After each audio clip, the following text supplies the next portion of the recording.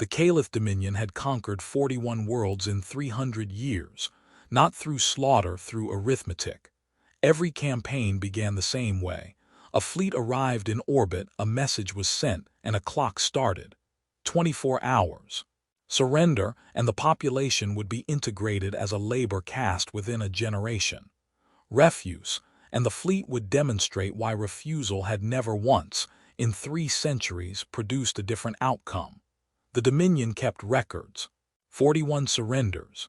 0 refusals that survived first contact with orbital bombardment doctrine. The average time between ultimatum delivery and formal capitulation was 14 hours, 6 minutes. No species had ever used the full 24. Most used less than 10.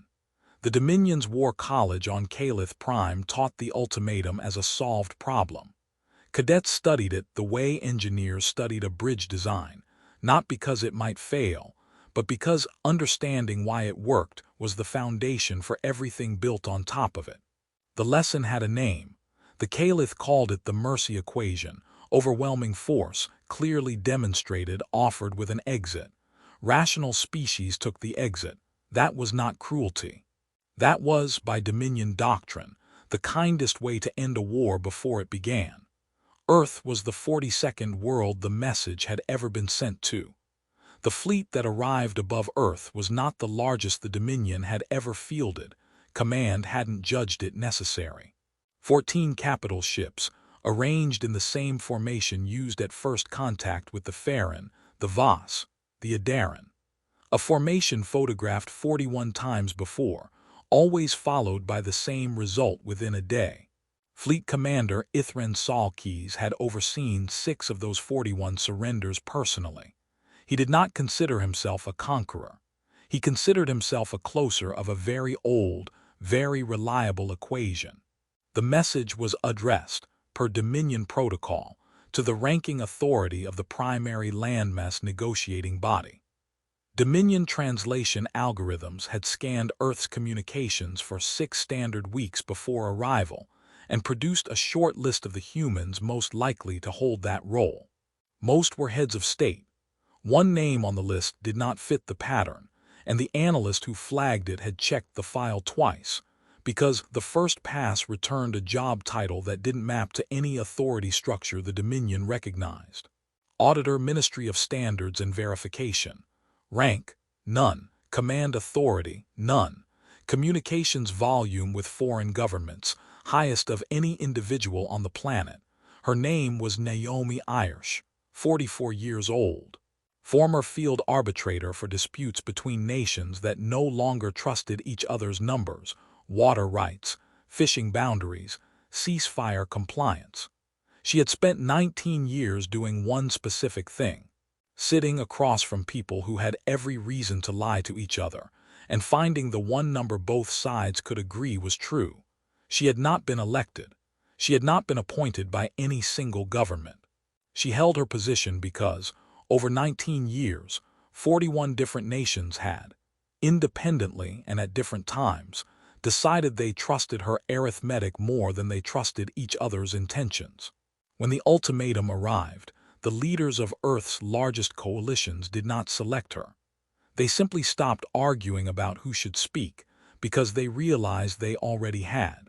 Naomi did not give a speech when she was told the fleet had arrived. She asked for the raw sensor data, the translated text of the ultimatum, and 40 minutes alone with a whiteboard. She did not mention, to anyone in that room, that she had already run something very close to this exact calculation twice before. Once for a border dispute where one side had 11 times the other's military strength, and once for a fishing rights case where a nation with no navy at all had still won its exclusion zone. She had not mentioned it because no one had asked. She simply sat down and got to work. The response channel opened at hour 19 of the 24, which the Dominion's own historical data flagged as unusually late, later than 38 of the previous 41 first contacts. Fleet Commander Ithran allowed the delay without concern. Late surrenders were still surrenders. His officers had begun preparing the standard integration protocols 6 hours earlier. the way officers do when a conclusion is not in genuine doubt. Ithran opened the channel personally, the way commanders introduce a question they have already decided the shape of the answer to, with the calm, unhurried tone of someone who has done this 6 times before and expects a 7th identical result. Representative of Earth, he said, the Dominion offers the same terms it has offered 41 times. Confirm your surrender, and this ends without further loss. The Mercy equation has never failed to produce agreement. I extend it to you now, in good faith, as I have extended it before. Several of his junior officers exchanged the particular expression that appears on the faces of people watching a familiar process reach its familiar conclusion. Not cruelty, not triumph, simply the quiet certainty of people who have decided, based on 41 prior results, which side of history they are standing on. Naomi Irish appeared on the return feed. No uniform, no insignia. A woman at a desk with a single sheet of paper in front of her, in a room with no visible weapons, no visible fleet, no visible anything the Dominion's threat assessment software could categorize as leverage. That's a fair question, she said, in the tone of someone who genuinely found it fair. Before I answer, can I ask what happened to the 41 governments that surrendered? Ithran answered without hesitation, because the answer was doctrine, recited the same way in every prior negotiation. They were integrated. Their populations continue under Dominion administration. Their infrastructure was preserved. This is mercy, representative. I would ask you not to mistake it for anything else. I don't, Naomi said. I believe you, I checked. She held up the single sheet of paper. I've spent 19 years verifying numbers between people who don't trust each other. So before you counted us as a 40-second data point, I did what I do. I found the people who wrote your equation. Not this fleet, the people back on Caliph Prime who built the Mercy equation and taught it as doctrine. And I asked them one question. Ithran said nothing. The silence on his end of the channel lasted 4 seconds, long enough that his own bridge crew noticed it. How many of the 41 worlds were still paying tribute after year 50, Naomi said. Not integrated, not administered, still extracting resources on a schedule back to Caliph Prime 50 years later. She set the paper down. The answer is 39. The footage that followed was not dramatic in the way Dominion battle simulations were dramatic. It was administrative. Naomi's team had spent the last 5 hours of the 24-hour window not preparing weapons, but pulling records, trade manifests, tribute schedules, population reports filed by the Dominion's own colonial administrators. All of it broadcast openly across Dominion communication relays, because no conquered world had ever survived long enough to need it kept secret from. The first case study was the Farron homeworld, surrendered in year 1 of Dominion contact with them. By year 50, tribute extraction from the Farron system had increased, not decreased, and Farron population growth had flattened to 0. The screen showed the raw numbers, sourced from the Dominion's own logistics division. No narration was needed. The numbers did the work. The second was the Voss colony chain. Surrendered within 11 hours of ultimatum delivery, the fastest capitulation on record, held up in Dominion War College as the ideal outcome. By year 50, 3 of the 4 Voss colonies no longer appeared in Dominion administrative records at all. Not liberated, not destroyed in any documented battle, simply absent from the ledger the way an asset is absent from a ledger after it has been fully depreciated. By the third case study, the smiles on Ithran's bridge had stopped, the way a wave stops, the officers closest to the commander first, then spreading outward toward the ones still catching up to what the numbers meant. The fourth case was the Adaran, a species the Dominion's own recruitment material cited as a model integration. Adaran officers now served in the Dominion's own fleet, held up as proof the Mercy equation produced partnership, not subjugation. Naomi's team pulled the Adaran officers' actual service records. Of the 211 Adaran who had entered Dominion service in the first 10 years after integration, 4 remained in active service by year 30. The rest were not listed as discharged. They were not listed as deceased. They were simply not listed, the specific kind of administrative silence that happens to people an institution has stopped needing to explain itself about. Ithran was not smiling by the 5th case study. He was watching with the expression of a man performing a calculation he already knew the shape of, and did not want to finish out loud, in front of his own bridge crew, on an open channel that his own historical archives had made possible. "I'm not disputing your numbers," he said finally. "I'm asking why you're showing me my own species records back to me." "Because you offered me an equation," Naomi said. "Overwhelming force, clearly demonstrated, offered with an exit. You called it mercy. I'm not here to tell you it isn't force. I'm here to tell you what your own ledgers say happens to the people who take the exit. You've run this equation 41 times and called it a success 41 times because you stopped measuring at year 1. I measured at year 50. That's the only difference between your data and mine."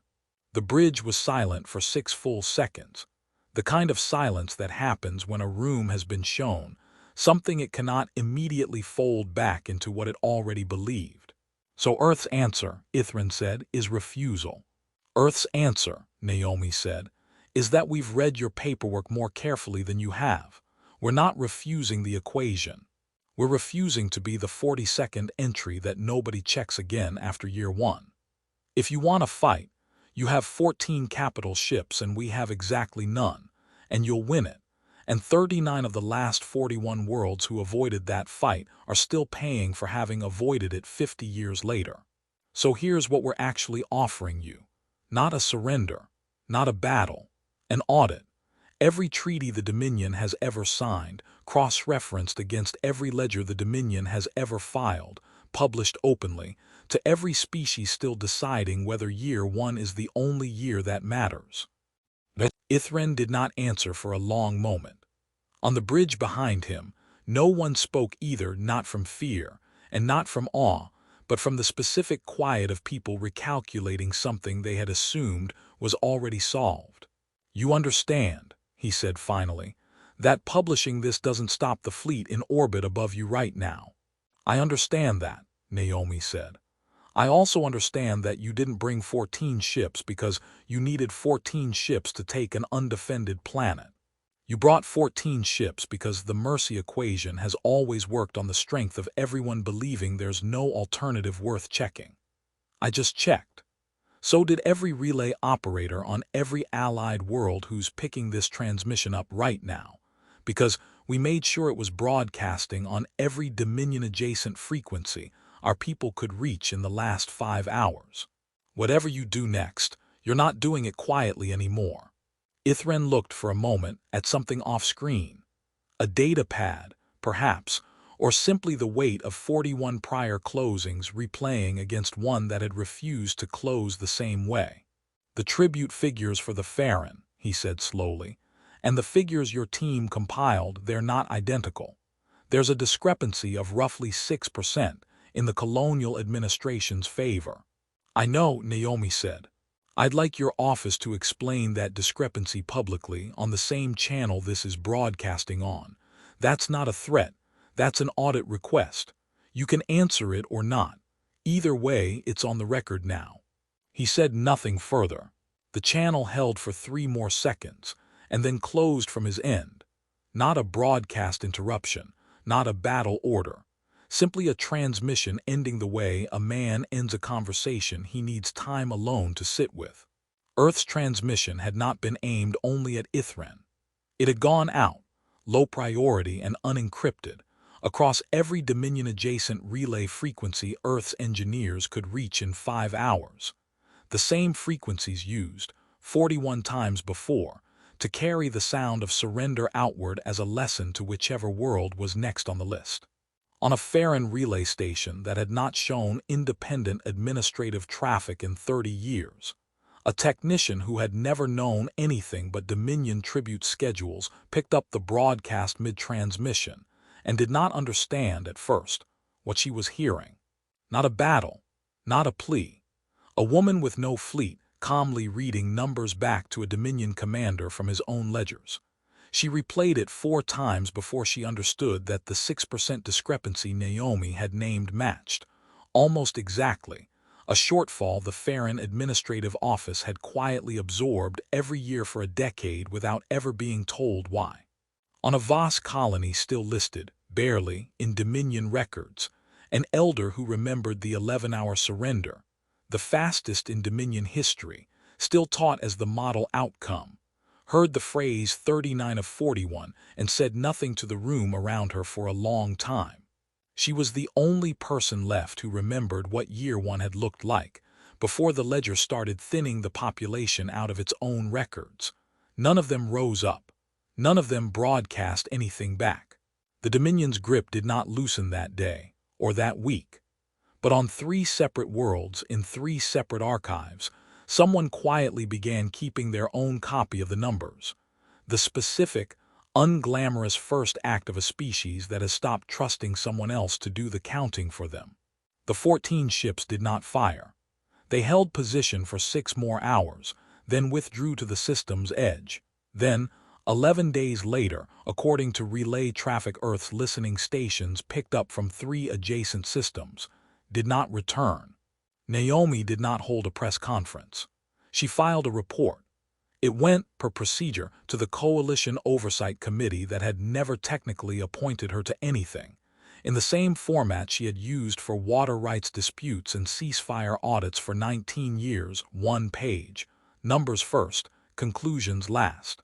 The committee chair read it that evening and asked her, off the record, what she thought would happen next, whether the Dominion would return, whether other species would follow Earth's audit request, whether this was, in any real sense, a victory.